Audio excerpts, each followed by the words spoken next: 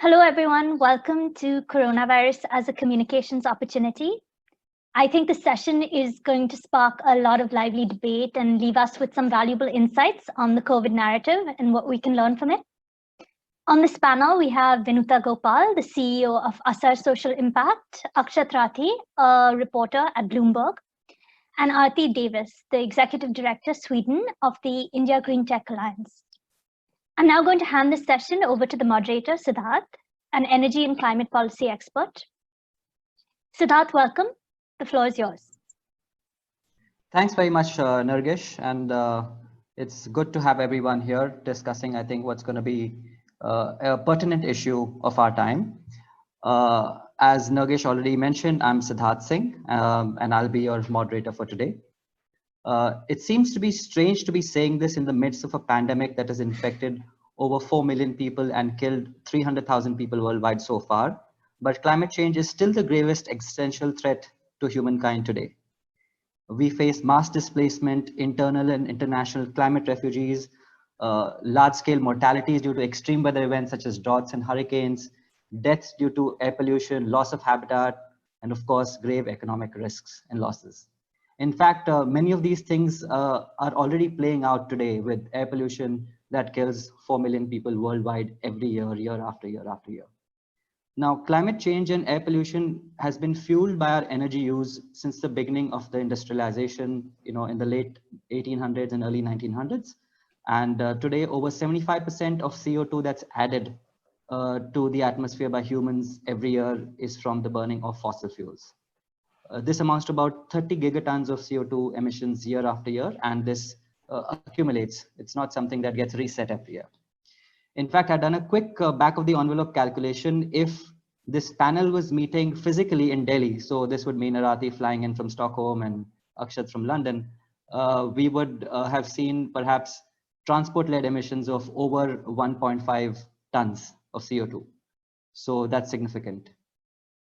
Therefore, I think one of the key pillars of climate action today is through clean energy transitions. That is, transitions from fossil fuels to low or no emission technologies in transport, industry, cooking, generating electricity, you name it. We have to find ways to ensure we scale up these clean energy technologies rapidly, and we have to find the political and public support for it.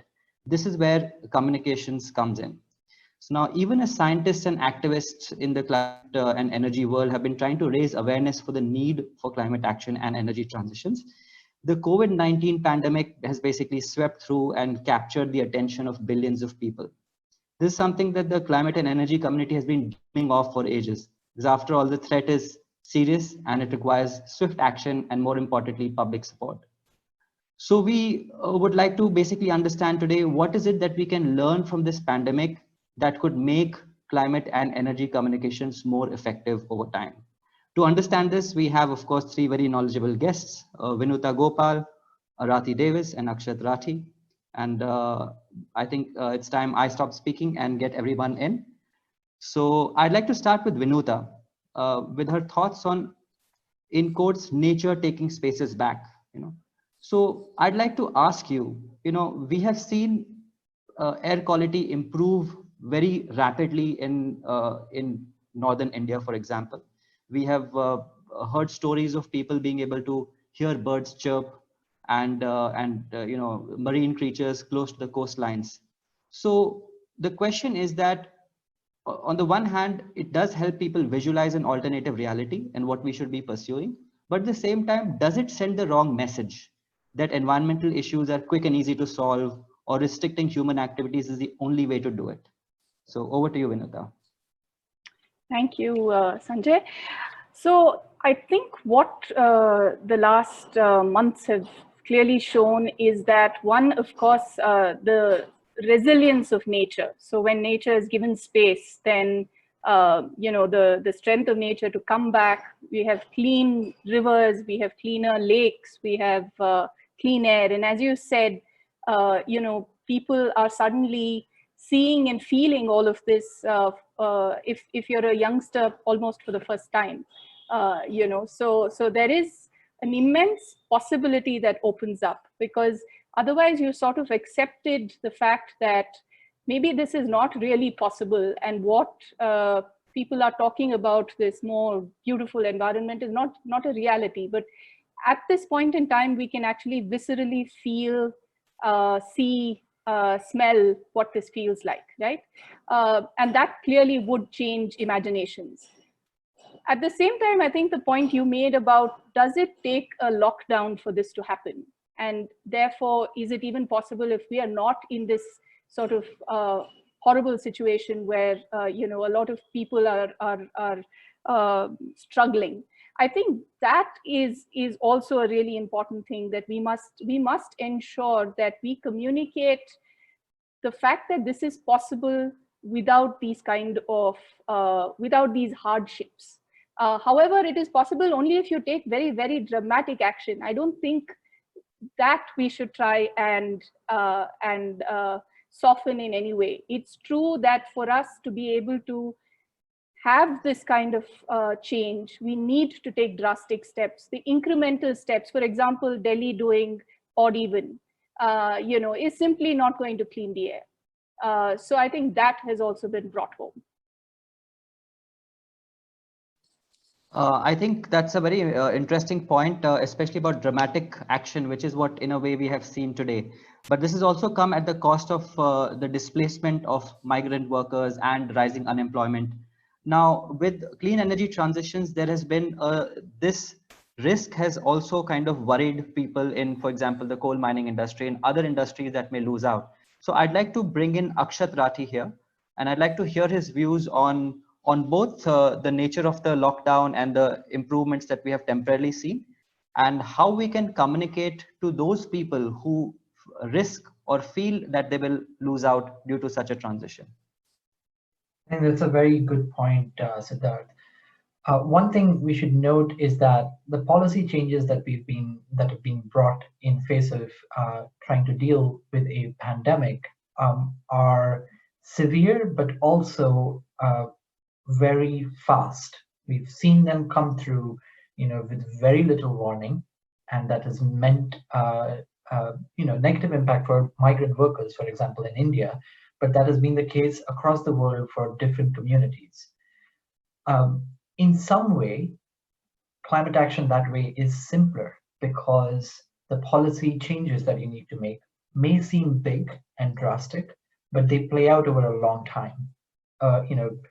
Years to decades is what we are looking at if we are going to cut emissions in line with what the science asks us to do. And so, I really agree with Vinuta that it gives us a flavor of what the world could be if those policy changes are put in place and they play out over a long period. But I think you're right in that we have to realize that any of these policies will have impact. We are doing this to save lives, but they will also have negative impact on other people's lives. So migrant workers right now are struggling in the same way during the transition that we are going to observe. There are livelihoods that will have been affected because of those policies. You brought up coal miners. Currently, one of the biggest clusters of coronavirus cases in Poland are tied to coal miners. People who've worked in coal mines have, weaker lungs because they are breathing in the particulate matter directly as part of the mining activity, even with modern safety equipment given to them. And these kinds of vulnerabilities are something we should definitely be keeping in mind with all the policies that we are going to have to implement to try and tackle climate change. And Arati, what are your thoughts on this? I actually think, these are really important points that are being brought up, and what comes to mind given COVID and climate is that for so long, all of us working in the climate space and clean energy transitions and looking at what we can do have been battling the north-south divide. We've been shadowboxing along those borders and those delineations. And what COVID has done is actually show us what global partnership can look like. It affects all of us. I think, Akshat, you're really, what you put together in terms of the lines that get drawn, despite which geographies we talk about, they're the same. And the vulnerable people, the vulnerable income earners, they're the same across geographies. And what COVID has shown us is that we can't look at it with boundaries and national borders anymore. It goes much beyond that. And that gives us a lot of opportunity when it comes to clean energy transition. But also, Siddharth, you mentioned the existential dilemma. Interesting, because of course, COVID has been so impactful because it's short-term and it affects us. We can talk about community, but our livelihood and our impact is seen to be what's at play to trigger our actions and our change in actions. So that's something we have to take away with us and say, how do we create that urgency in a climate debate where impact for people on this panel might not be felt in the next 5-10 years. But as you also said, it's happening today, but in arenas that we are not perhaps face to face.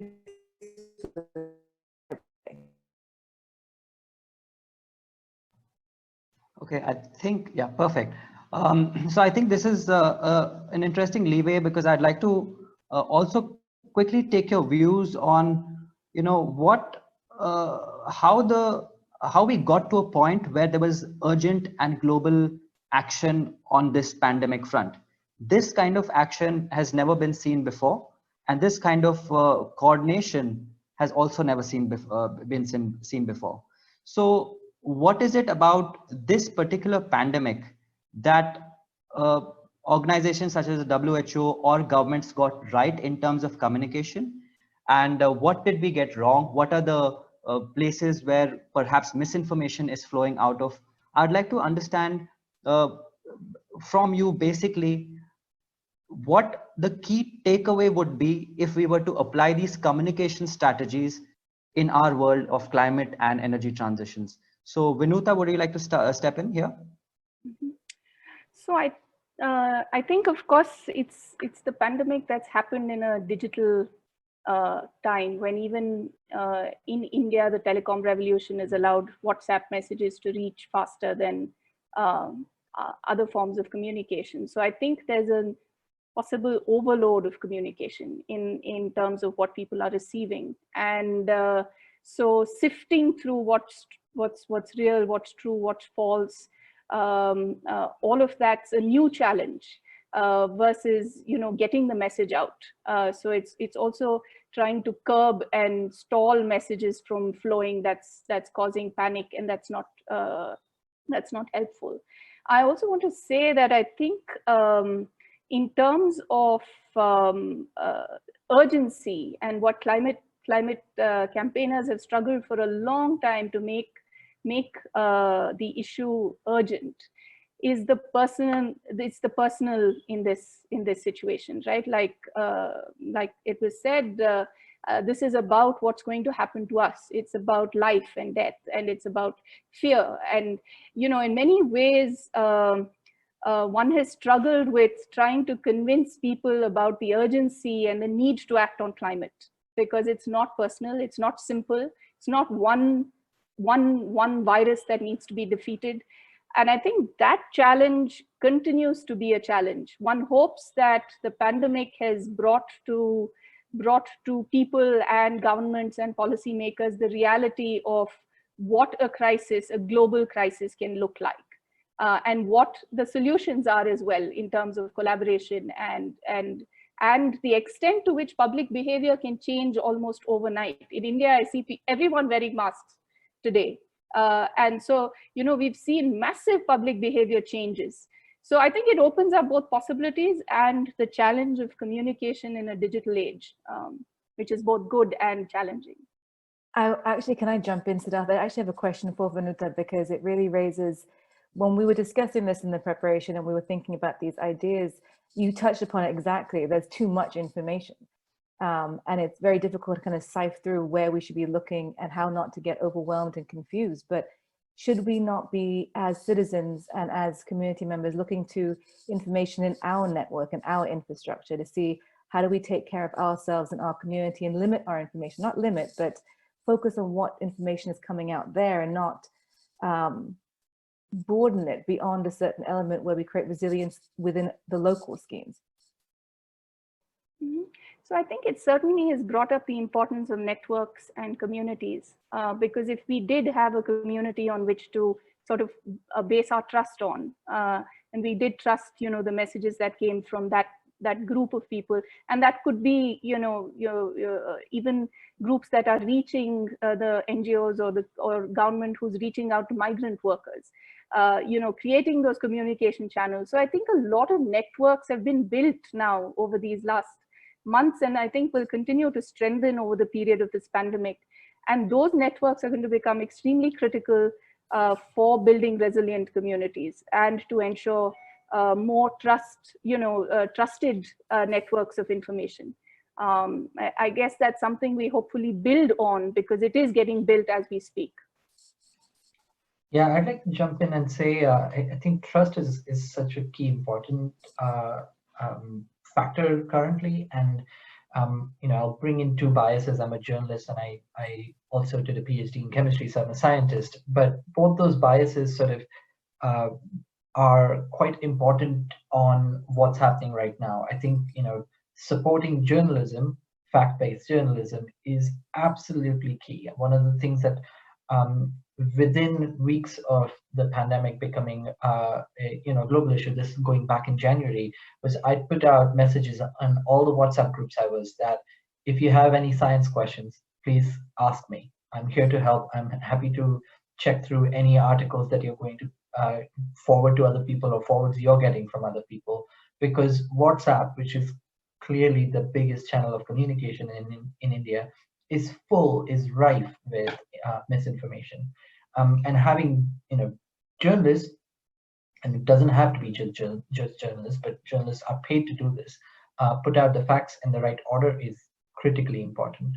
I think the other aspect which I found has been a success partially in the pandemic is science communication.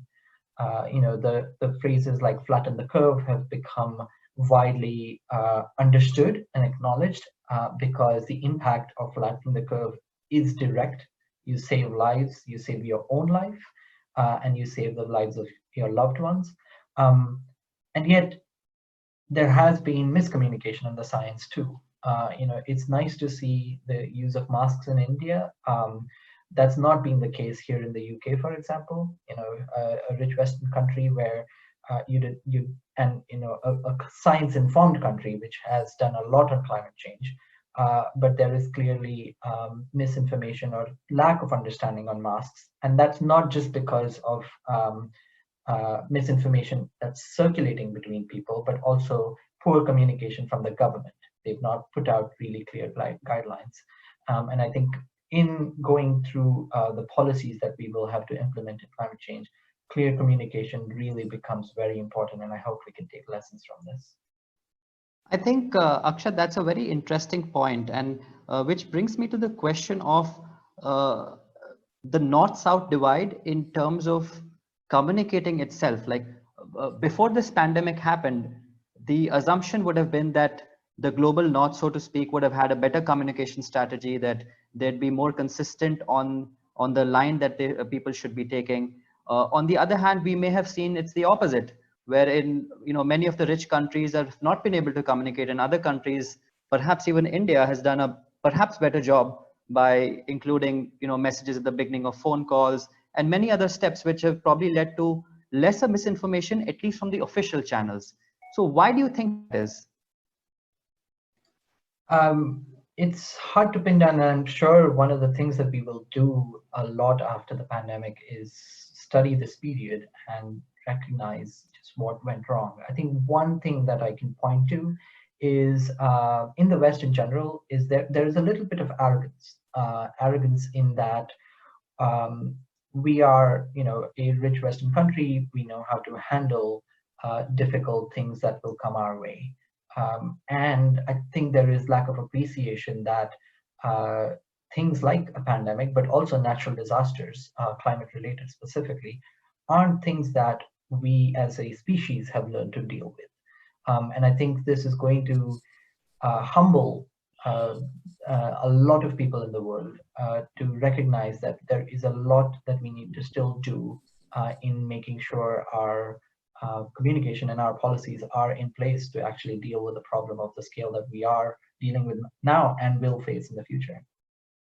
I just want to jump in and say, sitting in Stockholm, I can completely agree to that. We are as strong as our last crisis. And a lot of us sitting in the West, as we call it, have not experienced crisis like this before. This will teach us, and we will learn a lot from here as we move forward. Now, India and the Global South, they have gone through crisis before. There is a mechanism by which to appreciate and respect information as it comes in to protect yourself. We're learning, and we're on the back foot maybe, but of course, everyone's taken their own strategies to develop communication around this. And when it comes to Sweden, for example, it's a complete outlier in how COVID is being handled, but has not necessarily boomeranged in our face. And that, of course, is culturally specific to what the context is here. And that's not globally replicable. And we work with what we know here and who we know here. And that's true of every country and should be true for every country. Yeah, maybe just to add, I would say that in a climate context, I think there's something to be learned here, certainly for the Souths to actually say that, we can probably show the way. Multiple Southeast Asian countries have actually handled the crises. India's, at least in terms of the numbers so far, hasn't done so badly. Of course, in terms of the health implications, the migrant crisis and the humanitarian crisis unfolding, we really have to do much better on. But that also tells us that, going back to what Akshat said, that we have time when, in terms of being prepared for the transitions, if we realize from this crisis that we have to be prepared, that disaster preparedness is something that we really need to focus on. And if we take that away as a learning, and if we start institutionalizing that, and if we use the networks that we build, both institutional, the ASHA workers, for example, in India, are doing a phenomenal job in contact tracing and communication of the issue to people. So I think communication is happening at so many different levels at this point in time that there's a lot to learn in terms of how we're going to build resilience for the climate emergencies ahead. I think that's a very interesting point. And, just to highlight what Arati had previously said about how experience has played a role in our reaction to the current crisis. And from India's example, where states like Kerala, which have had to deal with the previous Nipah outbreaks, had quicker response times, and therefore they were perhaps able to flatten the curve ahead of other parts of the country. Now, moving into this debate about climate change and how climate change communication have changed, we, especially in the Global South, have experienced climate disasters, and we continue to do so. And this is something that will perhaps intensify as the years go by. The question then is, why is there no constituency for climate action in our parts of the world? Despite having very impressive climate movements over the past many years, we see that it is not an electoral issue till date, and there's no sense of urgency on climate action, either politically or otherwise. So what can be done to change this? What is it about climate communications that, despite these successes, we have not really been able to push the needle on public opinion in a very material way, in the way we engage with our democracy? But it is on the electoral agenda. It's water, it's agriculture, it's healthcare. These are issues that are already there, but we are packaging them differently. And the nomenclature around climate has been part of our confusion. We've all been working in the space for decades now, and the numbers have changed, the names have changed, but the issues remain. And what this also causes is confusion in funding. As someone who's worked with international funding in this area, the new names have new funding lines, and that needs to change. We need to try and have multi-stakeholder, non-in-silo preferential treatment for these issues. So the question is a great question because it shows the problem that we have. Every issue around climate is an electoral agenda, but it's not climate. Yeah, and I would add one of the reasons why climate action, and not just in India, globally, has stayed back is the lack of being able to connect it to what matters to people now. So elections are and policies are made in response to what people want now. And one failure of climate communication globally has been connecting what is climate change, a decadal long catastrophe playing out with what will be the catastrophe tomorrow. And I think if we can do that with what's happening right now, I mean, we know that air pollution makes people more vulnerable to the virus because they have weaker lungs, they have weaker immune systems. And we also know that air pollution, the solutions to air pollution will also help us cut carbon emissions, not just the pollution that affects our lungs. And those things, if we can connect them and connect them stronger, we'd come out much better place to be able to deal with climate change.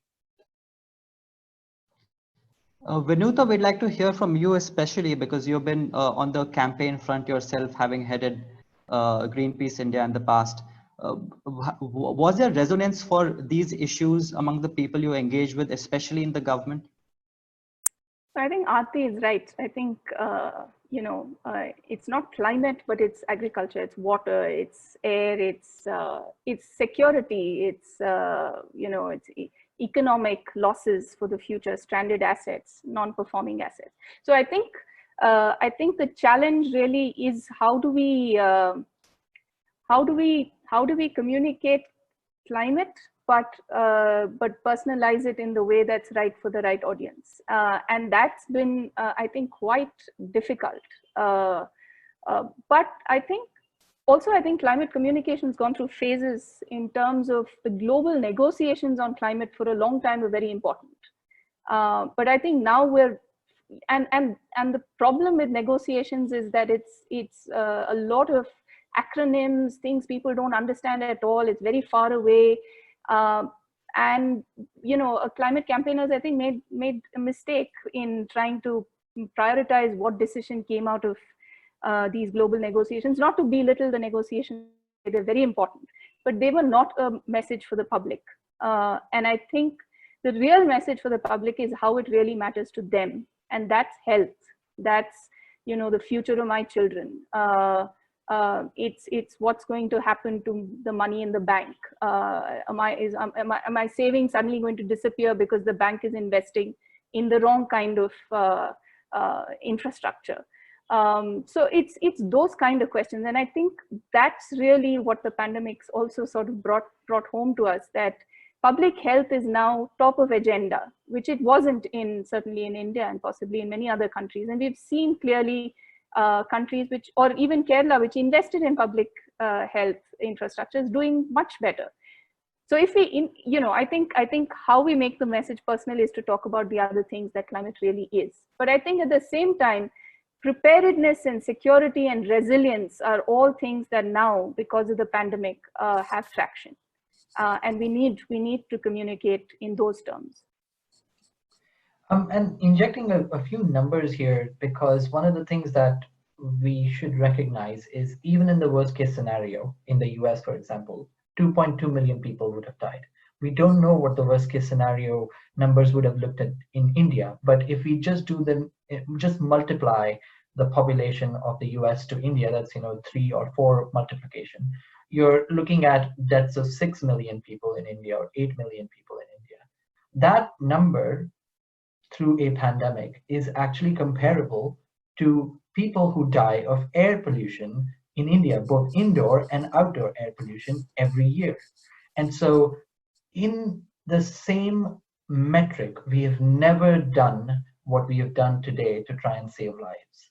And I think that message needs to be communicated to people, that we are doing this not just to save lives in India, we are also doing this to save lives abroad. Because if one country does not control the pandemic will be with us forever. And so this sort of global coordination plus saving lives right now and what we can do to save lives is a lesson that we should carry forward. I just want to actually come on looking at numbers. What's so ironic, and when you look at India, is that now we work a lot in the mobility space in clean energy transitions and electromobility, et cetera, and road safety. And road safety deaths have come down now because people are not driving, people are not on the roads. And these are hundreds upon hundreds that are now being taken off the register because there is no mobility happening. And the question is, what happens with COVID plus moving out of lockdown? Do the numbers, escalate? It's nice to have a speculative discussion here because we're not out of lockdown yet. And we don't know what it will look like in this new normal that we all talk about. But all these different forces will come together, and then we see, what are we really dealing with here? And how do we move forward with this collective concern that we now have? I think this conversation took a very interesting turn, and I completely agree. And I see your point, Arati, about how climate issues are already political issues, in that, and they take the form of, water, farm, and so on and so forth. The question then is that, does the public opinion really even matter on issues, on larger environmental issues, as long as we're able to get action on that front? As an example, while there's been no public debate on carbon taxes in India, the fact is that our petrol and diesel is already quite highly taxed, and it's a de facto carbon tax of sorts. We see that energy efficiency gains are already being made, which is reducing emissions in industries through the PAT scheme, which is it's not an emissions trading scheme, it's an energy efficiency trading scheme. But the same kind of public debates that took place in the United States and other countries and led to the politicization of the issue, and therefore perhaps less than desired action, those kind of things are happening in India without the public debate. So do we even need a public debate on these issues? I think it's a good point to bring up. We should recognize that we are not a fossil fuel country. Yes, we have coal, and we probably have one company that is the largest producer of coal. But apart from that, we don't have oil and gas reserves. And one of the things that has polluted and politicized this issue in the West is money from fossil fuel companies, especially in the 90s. Some have turned around since, but 80s and 90s were a period of massive disinformation campaigns put out in the West. We never saw that in India. And we may be fortunate in some way that the coal company is a government-owned coal company, and has been mostly for a very long time. Doesn't seem like it will change. And so that, I think, is probably the reason we are not seeing the politicization. I don't think that everything needs to be connected to the climate, but I think we should try and make that connection whenever possible, because we can't debate with physics and chemistry, and it is one that we should recognize. If a reality is a reality, it is better to appreciate that that reality exists, rather than letting the policies happen without accepting that reality. But I think government, there's a lot of burden of proof that you put on government with that question. And we are more than the sum of our parts, in that we have to have industry on board. We have to have academia on board. We have to have all stakeholders sharing the debate. And I think what we've seen in many of the discussions on clean energy transition in India is that the government is listening, but you have to put it on their radar. How do you get it on their radar? You have to bring these forces, a coalition of the willing. And industry is changing, I would say, especially when it comes to mobility solutions. But it will take time, because vested interests are there to stay. I think what COVID has done, because of the change in energy demand and the drop in energy demand, and how utilities are really suffering to get the price of energy met, is that we're looking at power sector reform. That has to happen. We cannot continue business as usual on the India scenario anymore. And power sector reform means bring more private sector players on board. Let's make this a discussion on efficiency, and not protect the interests that are there already. I think maybe just one thing to add is that it's also shown us that political will is really key. So when you have political will, a lot of other things that appear to be barriers earlier just suddenly disappear. And so I think what we need for the kind of climate action we really need is significant political will, and that doesn't happen without public debate and discourse. So I think there are no easy ways for the political shift without public debate. So I'd like to understand now from the panelists, and you have all had very different experiences engaging with different sets of stakeholders. What from your own experiences have been the biggest institutional or structural barriers towards the that basically prevents the flowing of information, or people who may understand it's a reality but are unwilling to act on it or speak about it because because there are some structural reasons because of which they're unable to do so. So what is it that is preventing us from reaching a stage where science communications, it becomes easier, where misinformation stops flowing? These could be on the lines of like social media, it could be institutions which don't publish certain types of data. But what is it from your own experiences that are the biggest barriers? Would you like to start, Akshat? Yeah, one thing I mean, this is as a journalist being inside a newsroom that I don't think people may recognize is in the period between end of February and middle of April, there was a surge in interest from readers about coronavirus. And we could see the number of people coming to news websites. This is across the board, all publications in the world. The number of people wanting to read doubled in that period. And so when there is an unknown and that unknown has an impact on your life, people want to know what's happening. I think if one of the things that we can do with climate communication is make that connection very clear every time, that the policies that may sound a little bit boring, might play out over a little bit of time, will have direct impact on your life, and in what specific way, that is probably going to make it a more effective strategy. So just before I bring Arati and Vinuta in on the same question, just a message to everyone who's listening in. If you have any questions, feel free to put it in the Q&A box or the comment section, and we'll try to go through as many as we possibly can. Over to you, Arati. No, I mean, I work in the intersection between business, government, and academia. And so in response to your question, a meeting that we held comes to mind where we had big industry sitting with us, and of course talking about what we can do both in the Sweden-India corridor, so big industry in India as well. And of course Agenda 2030 is the roadmap that we're all on right now. And we were talking with a very strong broad sector engagement, and we got told very clearly that should is not a market strategy. What we should do is not going to move the needle one single bit. You need to create an understanding and incentive as to why we should do this. And I think what we took away from that, and has been kind of our communication strategies since, is that assumptions should not be made in this. We cannot assume that everyone is on board with irrespective of where we sit. Now, geographically, economically, we need to create consistent messaging. We need to create market-based incentives. We have to make this, no one is going to do it because they should do it. It needs to be in your back pocket that you want to do it. So again, coming to mobility, we're struggling right now to make this market accessible. And we need more research. We need more public sector participation. But we also need stakeholders, industry, to see a value in pushing this discussion forward to create large-scale deployment. Now, mass transport has been driving that discussion in India, but the question is, where is mobility as a service today in a post-COVID era? What does that do for electromobility as a question, and clean energy transitions here? But assuming that everyone is on board, of course, is a mistake that many people have made. We've made it, and we have to learn from that.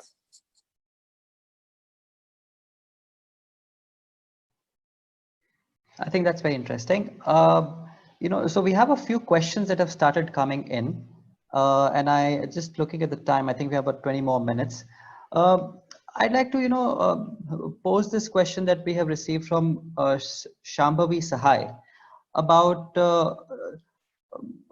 how can we communicate to the user of, products and services around us, the environmental impact that it has.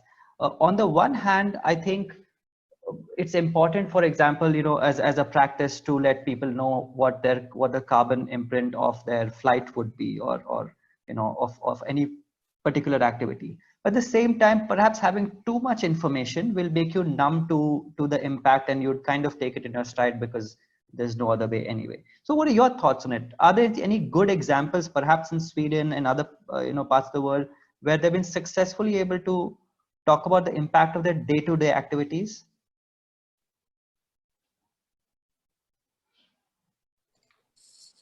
This is, Vinuta, did you want to? Yeah, sorry, Akshat, go ahead. It's a big challenge. I don't think we figured it out. There was some movement in trying to put, say, the carbon emissions of a product on, just like you have on a food label, you have the different nutrients and calorie information. You also have carbon emissions attached to it. It hasn't taken off. There's been some conversation around it.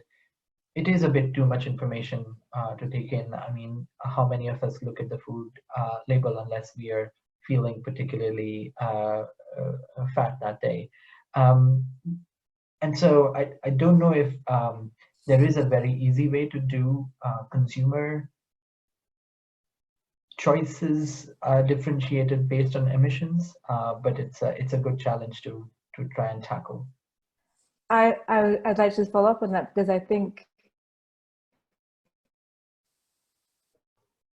for example, is that there is so much information. So you do have startups that are getting seed funding to do exactly that, emission-based food control. Farm to table is a huge movement. Of course, plant-based food is another movement in the agricultural sector. And what we're seeing in the Nordics especially is that the startup community is leading the way in this kind of understanding of how to synchronize information, and that I, as a consumer, can find whatever information I need to find, and I use it, and I consume what I need when I need to in terms of information and social media. And what I'm so impressed by and what's happening in the last 2 months is how these entrepreneurs and these startups are moving to kind of embed themselves in a COVID scheme. So they're actually taking their technology solutions, they're taking their social media solutions to a public platform that can actually help us as a community to move forward. So information over information is one thing, but we shouldn't assume that as a consumer we shouldn't have that information available to us, because if it's there, we will use it when we need to. And I think I see that happening here. And I've been on Instagram looking for helping out with plant-based solutions here more than I ever have before. I didn't know Instagram was so active, and it is, but it's all available. You have to find it. And that's, of course, the other challenge of enablers and communicators is how do you find it easily? Because every challenge creates 500 new actors on the market, and that creates a complete cacophony of noise, all with valuable information. But what is our role within the ecosystem as enablers and communicators to consolidate that information in a useful manner? I just wanted to jump in with a slightly different perspective on the question itself, which is, you know, one of the other things we've seen in terms of data is that actually CO2 emissions have not gone down globally because of the pandemic, despite the economic, shutdown in many countries. They have, in fact, continued to go upwards. So it's very clear that that the kind of transitions we need are not even going to come from this kind of public behavior change. It's going to come from significant transitions in multiple systems. And therefore, while, you know, it's often sort of the burden has been put on the individual in that, you know, if you were more mindful of your actions, the world would be different. It is certainly true, but at the same time, we also have to recognize that at this point in time, given the urgency and the kind of systemic shifts we need, really the buck is at the government's, on the government's table, and we need political will to make the kind of shifts. Personal change, of course, is extremely important, but that's not going to do it by itself. And I'm going to just urge, this is my urge as a journalist, I'm going to fact check that and then say actually emissions have fallen, but your point stands because the emissions have fallen so little. Global emissions are likely going to fall 8%, which from a historic perspective is amazing, but it is still only 8%. We will still be putting out 92% of what we did last year. And so you're absolutely right. But again, in that, the public sector and the political positioning cannot be a standalone place. We have to work as a team. If industry is against regulations being put down and policy being taken, this will only be a short-term solution. Just to create this multi-stakeholder platform where all agendas are in some way the second best solutions taken forward, where we're not working as isolated parties, but working together. So regulations are only as good as those who will enforce them and recognize them. And that's been a problem in India as well. And I think the PAT scheme was a great way to try and create compromise mechanisms and capacity building to say, we will not enforce this on you. It'll be a step-by-step process that we help you achieve these targets. And that strategy has to be taken forward. Capacity building to achieve where we want to go has to be part of any process we take going forward. Perfect. So I'm going to move on to another question, which is, I don't have the name of the person who asked the question, but given the economic impact that this crisis has had, that the pandemic has had, or the action, the lockdown due to the pandemic has had, will there be in fact a pushback against, climate action, against action on the environment? You're trying to defocus away from it and instead, go back to the older ways of doing things, which perhaps may make more sense to some policymakers. So firstly, is that going to be the case? And if so, what can be done to prevent going down that path? Yeah, it's a very, very important question. This is something we are going to think about as climate journalists all through this period. And one of the things that you can tell, and we are a few weeks into it now, that the politics of the country matters a lot. And so you're seeing environmental rollbacks at a record pace happening in the US, for example, but not so in Europe, because Europeans are in general more forward-looking on the climate, have a Green Deal in the process. Just today, for example, London's mayor has created the largest car-free zone in the city, has upped the congestion charge for cars to come in, has bailed out public transport, which we are not using right now, but we will have to use once the pandemic is gone. And so back to the point Vinuta was making, if you don't have the politics, and Arati made this point too, if you don't have the politics and the willingness to follow the regulations that have been created for us, we will go back to square one. The other thing to remember is we will be in an economic recession for a pretty long period, and that typically doesn't fare well for climate. We've seen that during the 2008-9 downturn. There are better signs this time, and my conversations with economists have said that because people in policy making, in finance ministries and central banks recognize the challenge of climate change, they are more likely to put in policies that are both going to push the economic growth upward and push emissions downward. But that remains to be seen. But I'll actually just follow up and say that what we see happening, at least in Europe, is that there's this 360 understanding of COVID and climate and a broad spectrum connectivity happening is playing out. So you have this initial kind of funding going out for PPE, for vaccine development, for technology solutions, but we also see now large scale funding coming in for COVID related activities. So climate and resilience and rural urban divide to mitigate the impacts and the stresses there, that's actually coming on the table right now. So we see this move away from in-silo thinking, which is part of the electoral challenge of health versus economy versus agriculture.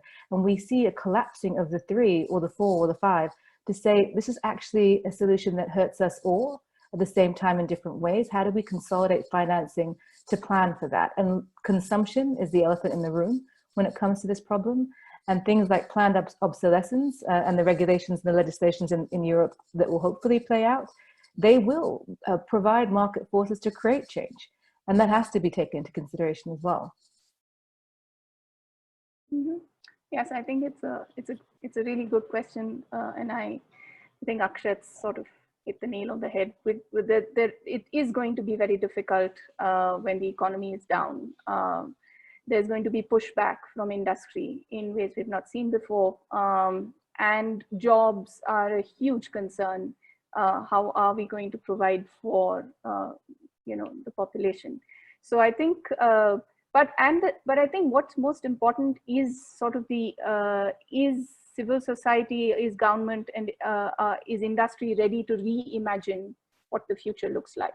And this in some ways the pandemic has pressed a pause button and has sort of forced us to rethink things. So are we going to be able to use that moment and momentum to do something significant? So I think really the ball's in our court in some ways to see how much we can get out of this sort of changed atmosphere. Okay, I think we can take one or two final questions. There's one that's come in on public transport. So how do we convince people that mass transit is still safe to use? In fact, this is a question that is very strongly related to energy consumption and the transition question, because uh, clean transportation is about public transport. It's about clean public transport. But we now fear that more people, due to social distancing norms, will end up going for two-wheelers as an example. And if these two-wheelers in a country like India are going to be are going to run on petrol, it's going to lead to an increase in energy consumption from the sector, but more importantly also a decrease in emissions, which is already quite high from the two-wheeler segment. So what can be done about this particular? I'm sure this is something that people in this transport sector will be debating for years to come, but your quick reactions to that. I'm going to jump in. I'm just going to say trust.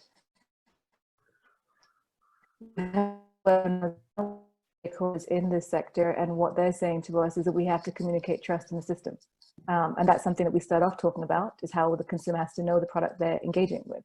And they need to be reassured for all the reasons that there's a problem in public transport. I would also say that if we do use less public transport in the months, or probably even the next year or 2 years to come, that is okay.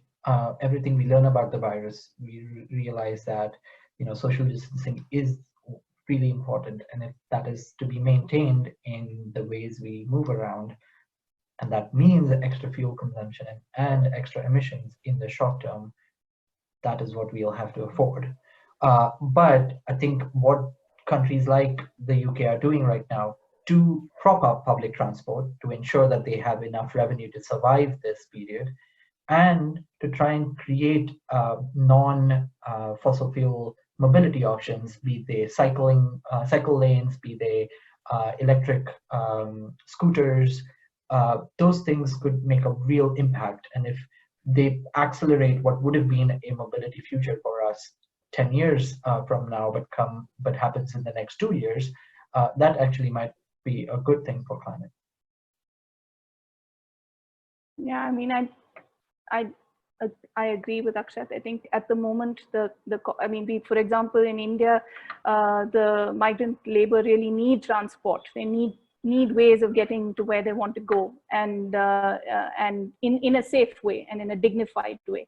And so I would say that at this point in time, it's not the emission cost of that, but you're absolutely right that when we think of mobility in cities now, we need safe cycling lanes. I believe lots of people within their cities actually do a majority of their commute is really for reasons other than work. So if that is actually within a range that's cyclable, walkable, and if those are made possible, safe, then we're really talking about designing our cities differently now, or rethinking mobility in our cities. Certainly not investing in the next flyover when we don't have money, but investing that in buses, more buses, electric buses. So I think there are infrastructure choices that actually can be forced now because of budgetary constraints. So we move that money to where it needs to go in public transport. Okay, fine. So I have a question too. Now, all of us work in very different kind of sectors, so to speak, and at the same time, we all have an overarching belief or desire to be in a world that is resilient to climate change, and that we're able to mitigate the problem in the first place. One of the things that we had discussed with the team when we were kind of planning this particular panel was that we need to find partnerships across different institutions and try to figure out how we can work together towards this. But my question is that even a desirable thing, in the sense that does collaboration necessarily lead to better outcomes, or does sometimes scrutiny, does sometimes pushing each other on issues also help? So where do you stand on that, and what experiences have you had on that front? Vinuta, would you like to start first? So actually, Asad actually believes in in trying to create these collaborative spaces, much like Arati was speaking about, ours is much more in the civil society space, and it has the tensions that you just spoke about, which is that maybe as individuals you move faster than as a group, taking everybody together. But I think what's really important is creating space for being greater than the sum of the parts. And that we've seen happen multiple times now in our Clean Air Collective in India, which has now about more than 100 people, 100 members involved. We've seen that collaborations have now happened across states, across cities, different kinds of organizations coming together, citizens groups having access to science and data which they didn't otherwise. So I think these collaborative spaces, these networks are going to be quite critical in being able to leapfrog in the future. And it's really going to be important to socialize ideas and data and information in a way that individual organizations simply are not going to be able to do. Perfect. And since we are running short of time, so I'll request Akshat and Arati to be brief, but I would still love the responses on this. Yeah, I'll be very brief. I used to work at Quartz, which was a small publication. You know, I was one or two people who used to cover climate change. I've come to Bloomberg, which is the world's largest newsroom. And the reason I came was for collaboration, because there is expertise and knowledge across the world that I would like to have tapped into to be able to tell stories. And that collaboration comes with debate. And I think collaboration does not and should not stop debate. So I would be all for collaboration. Yeah, I would like to just second that. I don't think collaboration and scrutiny should be mutually exclusive. I live in Sweden, and consensus is how things move here. It takes a long time, but consensus really means that you're working through a system where by the end of it, when you come to active deployment, everyone is on board. There is no pushback. There is no kind of reaction at the second stage of not agreeing to what's happening. And so there's a lot to be said for collaboration and consensus building to get a multi-stakeholder agenda on board and to move with that. Perfect. So I think I could not have summarized this better. I think it's important for us to scrutinize each other, but at the same time, work together towards this larger cause. I'd like to thank you, Arati, Vinuta, and Akshat, for your insights today, and thank Team Nudge, Team Dalberg for organizing this particular panel on Charcha 2020.